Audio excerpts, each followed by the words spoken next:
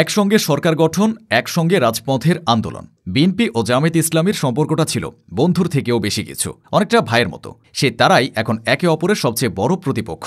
BNP ও জামায়াতের কেন্দ্রীয় নেতারা এখন কথার লড়াইয়ে লিপ্ত হচ্ছেন, স্থানীয় নেতারা সংঘাতে লিপ্ত হচ্ছেন। সবচেয়ে বড় দূরত্বটা দেখা যাচ্ছে মুক্তিযুদ্ধ ইস্যুতে। অথচ অতীতে দুই দল এই ইস্যুকে একপাশে রেখেই একসঙ্গে চলেছে। ২০১১ সালের ২০ অক্টোবর বেগম খালেদা জিয়া তার একটি বক্তব্যে বলেছিলেন, নিজামী, মুজাহিদ, দেলোয়ার হোসেন সাঈদী, কামরুজ্জামান, কাদের মোল্লা, এদের সবাইকে তারা মানে আওয়ামী লীগ মিথ্যে মামলা দিয়ে গ্রেফতার করে রেখে দিয়েছে। তারা ভেবেছে তারা স্বাধীনতা বিরোধী বলে তাদেরকে গ্রেফতার করেছে। খালেদা জিয়া তার সে বক্তব্যে আরও বলেছিলেন, আমি বলতে চাই, আজকে তারা যেই অবস্থা করেছে, গোপন চুক্তি করে স্বাধীনতার পরেও যে গোপন চুক্তি করেছে, স্বাধীনতা বিরোধী শক্তি হলো এই আওয়ামী লীগ, দেশ বিরোধী শক্তি হলো এই আওয়ামী লীগ।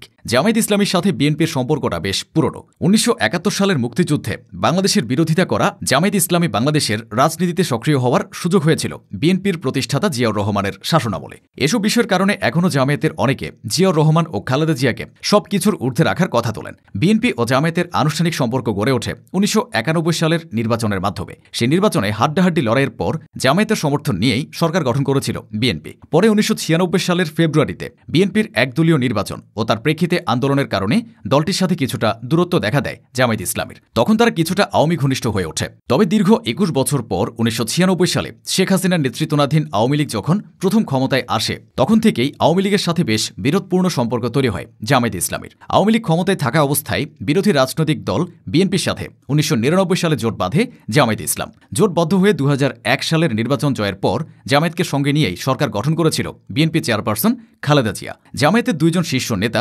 প্রথমবারের মতো সরকারেও ঠাঁই পেয়েছিলেন মন্ত্রী হিসেবে। ২০০১ সালে বিএনপি জামায়াতের নেতৃত্বাধীন ৪ দলীয় জোটটি কয়েক মাস ক্ষমতায় থাকার পর দেশে কিছু টানাপোড়েন তৈরি হলেও জোট নিয়ে কোনো ধরনের সংকট তৈরি হয়নি। ২০০৬ সালের অক্টোবর মাস বিএনপির নেতৃত্বে ৪ দলীয় জোট সরকার তখন বিদায়ের প্রস্তুতি নিচ্ছে।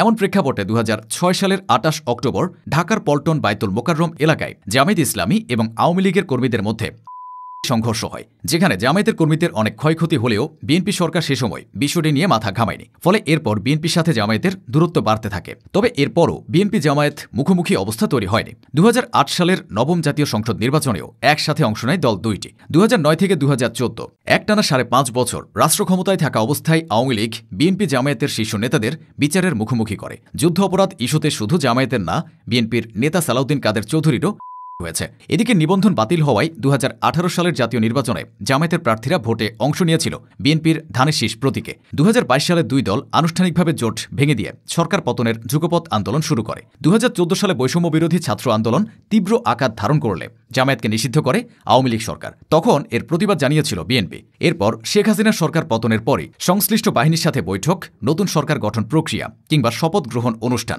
সব জায়গায় বিএনপি ও জামায়াত একসাথেই অংশ নিয়েছে। তাদের সাথে ছিল গত ১৫ বছরের গণতান্ত্রিক আন্দোলনে থাকা অন্য আরও কয়েকটি রাজনৈতিক দল। কিন্তু সময়ের সাথে সাথে নানা ইস্যুতে দল দুইটির মতবিরোধ রাজনীতির মাঠে আলোচনার অন্যতম বিষয় হয়ে দাঁড়িয়েছে। মতবিরোধটা শুরু হয় অন্তর্বর্তীকালীন সরকারের নির্বাচন আয়োজনের সময়সীমা বেঁধে দেওয়া থেকে আরও কিছু বিষয়। এখন নির্বাচন যত ঘনিয়ে আসছে, জামায়াত ও বিএনপির বিরোধটা তত বাড়ছে।